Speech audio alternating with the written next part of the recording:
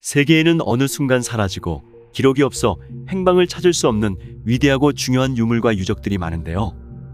지금부터 세계에 잃어버린 보물 5가지를 소개하겠습니다. 첫 번째, 리마의 보물. 오래전부터 코스타리카 해안에서 조금 떨어진 곳에 위치한 무인도 코코스 섬에 약 3억 달러 가치의 보물이 숨겨져 있다는 얘기가 전해 내려옵니다. 숨겨진 보물은 가톨릭 교회가 페루 리마에서 축적한 거대한 재산으로 113개의 금색 종교상, 실물 크기의 성모 마리아, 200개의 보석 상자, 273개의 칼자루, 1000개의 다이아몬드, 150개의 성배와 수백 개의 금과 은괴라고 합니다.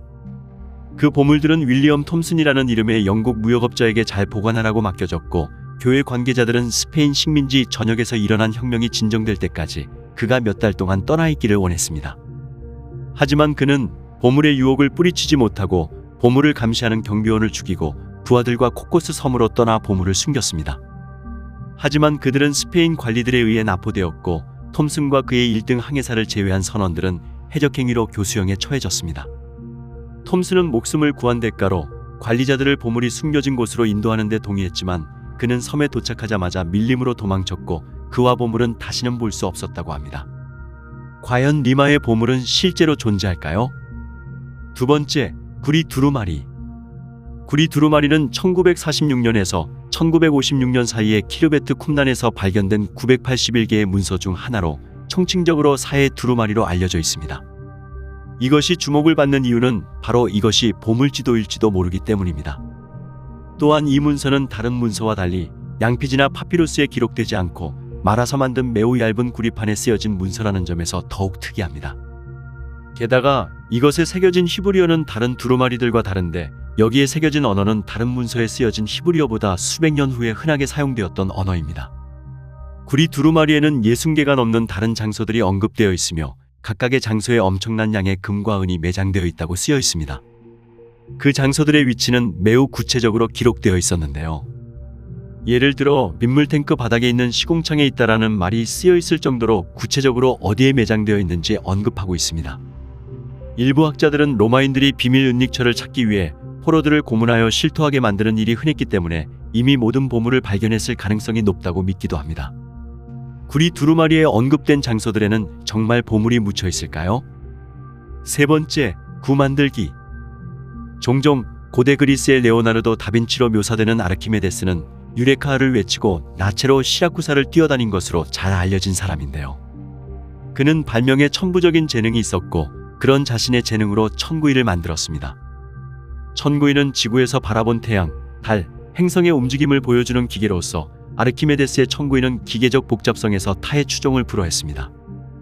안티키테라 메커니즘이라는 장치가 그의 천구이와 비슷하다고 여겨지지만 사실 그의 천구이는 현대까지 전해져 오지 못했습니다.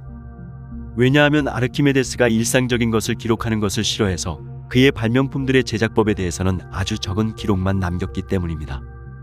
그의 발명품의 복잡성은 현대의 시계장치와 견줄 수 있고 굉장히 진보된 기술을 사용했다고 하는데 그런 그의 발명품의 제작법은 그의 책인 구 만들기에서 꼼꼼하게 묘사되어 있다고 알려졌습니다. 하지만 안타깝게도 그의 책의 행방은 아무도 모릅니다.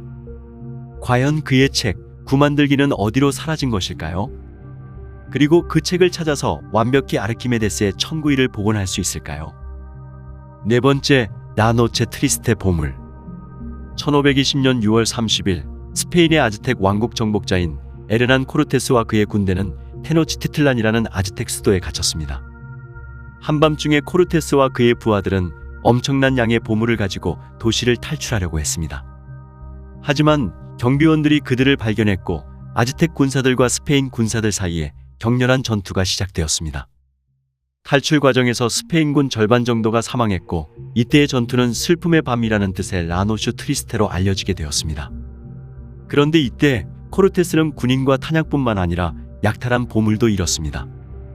아즈텍인들이 코르테스에게 보물들을 되찾아 스페인 사람들이 찾지 못하도록 주변 지역 언덕에 묻었습니다.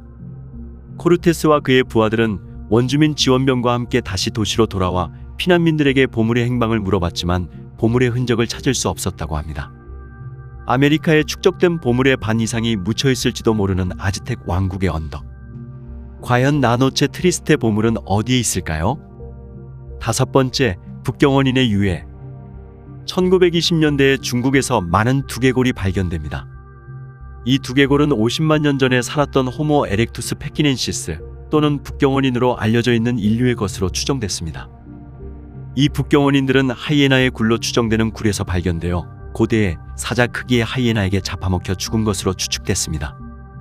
그들의 유해들은 발굴된 후 베이징에 보관됐는데요.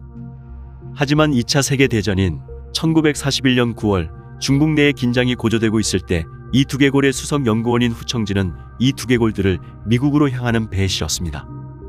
하지만 그 이후 이 두개골들은 실종되고 말았습니다.